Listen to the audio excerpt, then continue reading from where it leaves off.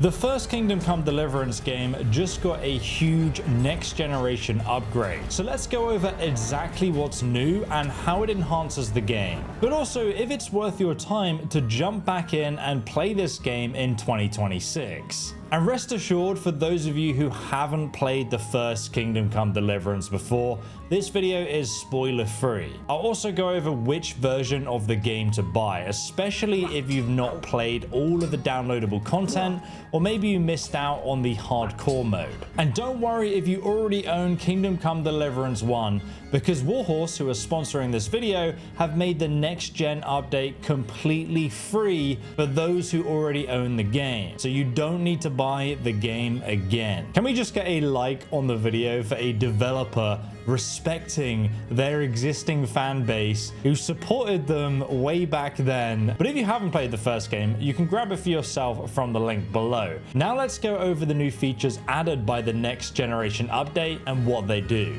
So firstly, the game has now been natively optimized for the next generation consoles, including the Xbox One XS, the Xbox Series SX, and the PS5 and PS Pro. So that means the game's now going to be able to take advantage of the faster CPUs, GPUs, and the SSDs for better performance and loading. Really, the biggest thing you're going to feel here that I notice is that the loading times are much shorter. This is most noticeable when waiting or sleeping. The game now processes the NPC's routines much faster.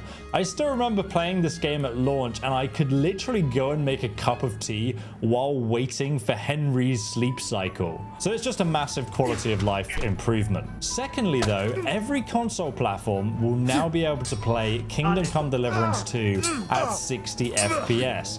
Now obviously, whether or not it hits 60 FPS depends on the console you're playing on and what you're doing. But I've been playtesting the game on PS5 Pro so far, and I found that going from a capped 30 FPS to just a solid 60 FPS has been the biggest game changer so far. It makes the combat feel so much smoother, and I think because it feels smoother, it just also feels more responsive to play. Because of those additional frames, you can react slightly faster to what's going on screen. Also, the cutscenes and the fast-paced movement just looks and feels like a huge upgrade compared to what we played 8 years ago when Kingdom Come Deliverance first came out. The large-scale battles and skirmishes really show off the performance improvements the developers Warhorse have made to the game. Thirdly though, Kingdom Come Deliverance now has optional higher resolution textures and 4K resolution as well. Now these things go hand in hand, but you can now run the game at that 4K resolution on console.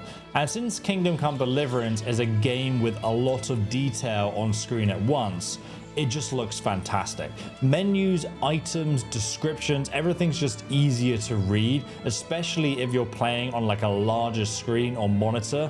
You're gonna find that extremely noticeable as an improvement. But then we also have the higher resolution textures in this update, which you'll notice on the weapons, the armor, and the general environment, especially up close. Like you can see the ground textures here, and you do also have the option to turn this on and off. I mean, to be honest with you, I personally think that the drawback of having it on is really minimal, so I just have it on all the time and the game looks better because of it. But having the option to kind of change and tweak these settings as you're playing the game to your own personal preference is amazing. Fourthly, Kingdom Come Deliverance got anti-aliasing and FSR upscaling. So FSR basically makes the game render in a smarter way, not harder, not putting more pressure on your processor or graphics card. It does this by boosting the performance without sacrificing the image quality. And together with anti-aliasing, the game looks a lot cleaner. There's less jagged edges, especially in those detailed environments where you've got like a lot of grass and foliage and edges of trees and items and characters. These things can look a little bit fuzzy, but now with anti-aliasing and the optimization that the team have done, it looks fantastic. As well, you got to consider the fact that if you're playing this at 4K resolution as well, all of those things are like magnified. So this really solves that problem and makes the game look crisp and clean. And the developers have even done some further asset optimization, specifically on console, to reduce the amount of pop-ins. Finally, we also got PC configuration support, which offers higher quality setting options on PC with AMD Fidelity FX Super Resolution support. And beyond that, there are also a few additional bug fixes with infinite loading and other things, but you guys can read the patch notes if you want to look into that. Honestly, I don't think everyone's going to fully appreciate all of the changes here, but if you were to go back and play the game on PlayStation 4, then immediately after jump on the PS5 Pro and play it like this with the next gen update, you will feel the difference immensely. Everything just looks sharper and more detailed and clean and crisp, and it's so good to see the game like this. Because I played Kingdom Come Deliverance 2, everything was insanely good. Went back to Kingdom Come Deliverance 1. Obviously, the game's like 8 years old. It's almost a decade since it came out. But now with the next gen update, it just feels great to play. And I'm glad that this update has created a noticeable difference and the developers have done a solid job on it. And beyond this as well, we get additional language support, including Czech and Japanese voiceovers and subtitles for Turkish, Ukrainian, and Portuguese, which really opens up the game to other nations. And overall, that means Warhorse Studios gets more money for their next secret project. But before we get on to why you should play Kingdom Come Deliverance 1, you should know that there's two versions of the game that you can buy. Firstly, you've got the cheaper standard edition, but then you've also got the Royal Edition, which comes with all of the DLC content. And if you've not played all the DLC, let me give you a quick summary of what you can expect. Firstly, you've got the From the Ashes DLC, where you're appointed the bailiff of a small town which you've got to rebuild. You'll need to recruit villagers and settle disputes between them during the ongoing story. Each building is unique. You can choose the plot where you want to build it, and they can all be upgraded beyond that as well. Every building is going to fulfill a function. You'll be able to source materials and labor requirements so you can actually build up this village, and you'll also face some rather difficult and funny decisions as you're playing through it. Secondly, the Band of Bastards. This is an entire questline focused on combat and minor skirmishes, which if you've played Kingdom Come Deliverance, you'll know that's one of the best parts about the game. Those memorable battles, well, it's just very much more of that with another story, because you're joining a mercenary band of named characters to stop some old enemies, some old friends from pillaging Sir Radzig's estate. Thirdly, you've got A Woman's Lot.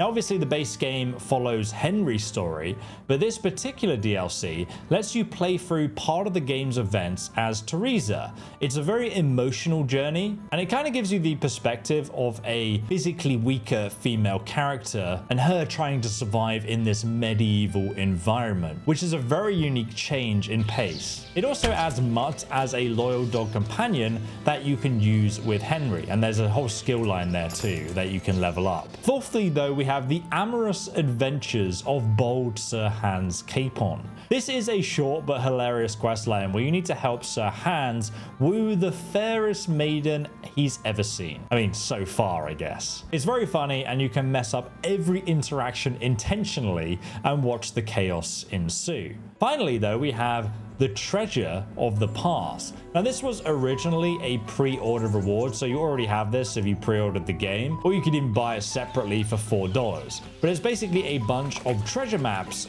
that lead you to different chests with swords, weapons, and armor, and a specifically unique set of armor, which is pretty damn good in the early game. I've got guides on where to get all of this stuff as well in the description below. But is it worth going back to Kingdom Come Deliverance 1 and playing it again in 2026, over 8 years after it originally released? Maybe you've played Kingdom Come Deliverance 2 and you kind of want to go back and experience the start of Henry's story. But without spoiling anything, let me just talk about that and what you can kind of expect, because the gameplay is a bit different. And while I love the story in Kingdom Come Deliverance 2, it may surprise you to hear that I actually love the story in the first game even more. You play as Henry, a clueless peasant with zero skills, 0 power, and 0 plot armor. And you start the game with nothing. And the game really doesn't shy away from reminding you of this fact as you play. I think it's this grounded nature that also makes the story feel so believable. We're witnessing these historic events that happened in medieval Bohemia, which is now in modern day Czech Republic. And we get to experience this medieval world and these events through the eyes of Henry. And while Henry's role is somewhat embellished, it does feel like you're taking part in history as you play through the main story. But despite the historic nature of the game, it is a roleplay game at heart. You're left with some huge life or death decisions in how you solve the quests, and it can lead to the success or failure of many of the quest lines as you play through the game. The quest might be you need to cook this egg, but there's several different ways you could cook the egg, right? You can scramble it, boil it, fry it, and so on. And as you play, the skills you choose to develop, like stealth and lockpicking versus persuasion or combat, gives you many different tools to solve any problem that you come up against. For example, if you don't learn how to read, you're later going to struggle with brewing potions because the words are going to appear jumbled up on the page, making it nigh impossible to follow a recipe. So overall, watching Henry evolve from an idiot peasant into a capable knight is genuinely very satisfying to see. And it builds up the stakes and characters before things start escalating in Kingdom Come Deliverance 2. So playing this first game really makes that second game so much more meaningful. Now, as I said earlier, the game is based in an open world countryside of medieval Bohemia, and graphically it still holds up in 2026, 8 years later after its original release, especially after this next gen update.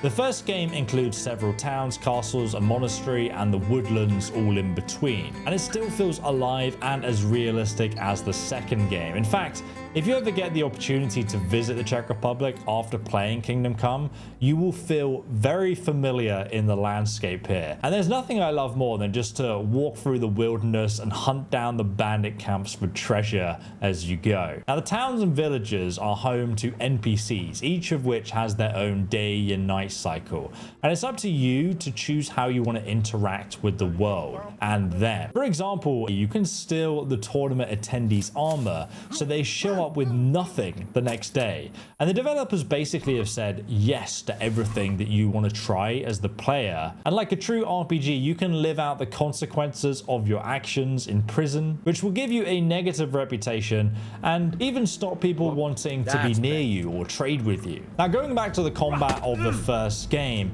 it is much more punishing than the second game. It's obviously not like Skyrim. You can't swing wildly, you'll just get killed. Your stamina acts as a second health bar, so if you use all your stamina attacking, you'll be open to getting your health bar damage, which in turn reduces your maximum stamina. So the game forces you to play tactically and take your time in combat.